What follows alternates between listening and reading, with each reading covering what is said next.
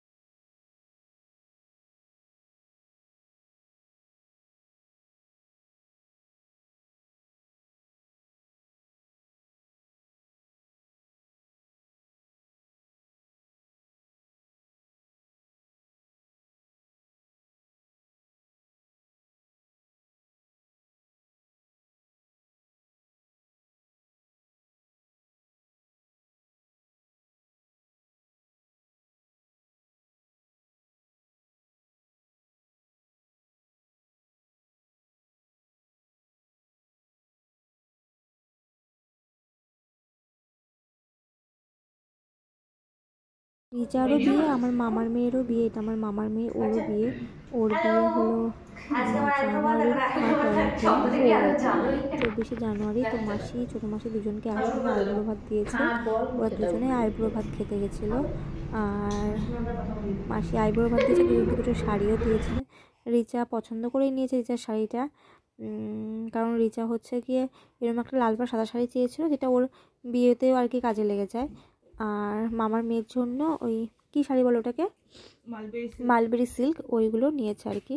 তো দুজনের আইবুড়ো ভাত একসঙ্গেই হয়েছে। মাসি রান্নাবান্না করেছিল, মাসিরও শরীরটা খুব একটা ভালো না, রান্নাবান্না করে খাইয়েছে ওদেরকে। বোনের জন্য আজকে গয়না কিনে আনা হলো। এই নেকলেসটা, নেক পিসটা কেনা হয়েছে। তো ছেলেকে নিয়ে তেহট্ট গেছিলাম ডাক্তার দেখাতে। ডাক্তার দেখে আসার সময় ওখান থেকেই তেহট্টর একটা দোকান থেকে নিয়ে এসে, আমারও কিছু গয়না তেহট্ট থেকে কেনা আছে।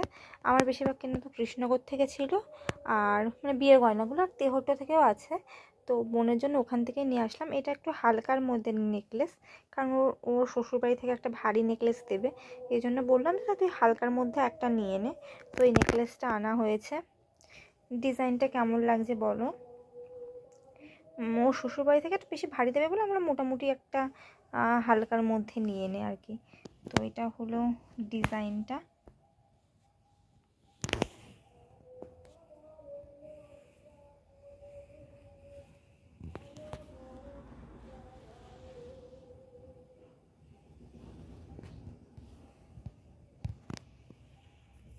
এখন যা সোনার দাম বুঝতেই পারছো, তো যা কিনতে যাই তাতেই প্রচুর দাম। আর এখন তো মেকিং চার্জও খুব, সব দোকানে 12%, 15% মেকিং চার্জ। এটা নিয়েছি উত্তম জুয়েলার্স থেকে, ঠিক আছে, তেহট্টর। মেকিং চার্জেই বেশি পড়ে যায়, মানে মেকিং চার্জ জিএসটি ফেসে দিয়ে এত দাম পড়ে যায় না, মানে ওই টাকাতে 1 গ্রাম সোনা হয়ে যায় আর কি, এরকম মানে ব্যাপার। আর ছেলের জন্য আমার মা দুটো বালা এনে দিয়েছে, রূপোর বালা। আমি বললাম সোনার বালা এখন নেব না, সোনার বালা ওর অন্নপ্রাশন হোক বা জন্মদিন যখন হোক তখন নেবে, একটু বড় হবে পরে থাকবে। এখন ছোট, এখন রূপোরই বালা থাক, মানে সেইটা পড়বে। তো রূপোর বালা কেমন সেটা তোমরা দেখে নাও। তো বাবুর জন্য এই যে এই বালাগুলো আনা হয়েছে।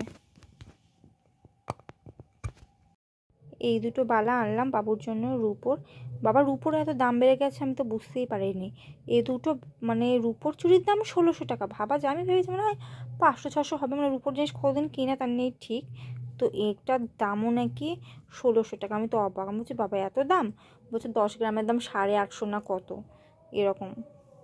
তো আজকে এই দুটো জিনিস আনলাম। মানে এখন তো প্রচুর কেনাকাটি চলছে বাড়িতে, এই কেনাকাটি ওই কেনাকাটি, সবারই কেনাকাটি চলছে। কেউ শাড়ি সোয়েটার সবার এটা ওটা কেনা মানে লেগেই আছে। যার বিয়ে তার তো কেনা হচ্ছে, আবার বাড়ির লোকেরও প্রচুর কেনাকাটি হচ্ছে। আরও কিছু তত্ত্বের শাড়ি কিনে আনা হয়েছে, প্রণামীর শাড়ি টাড়ি কেনা হয়েছে, সেগুলো আমি তোমাদেরকে দেখাবো কালকে সময় হলে। কারণ এখন প্রচুর মানে বিজি, প্রচুর এদিকে নেমন্তন্ন করতে যাওয়া, মানে এদিকে যাওয়া ওদিকে যাওয়া, প্রচুর হেক্টিক। তো বাবুর জন্য চুড়ি আর এইটা মানে রিচার জন্য এইটা আনা হয়েছে। কেমন লাগছে জানিও তোমরা। শুরু করিনি।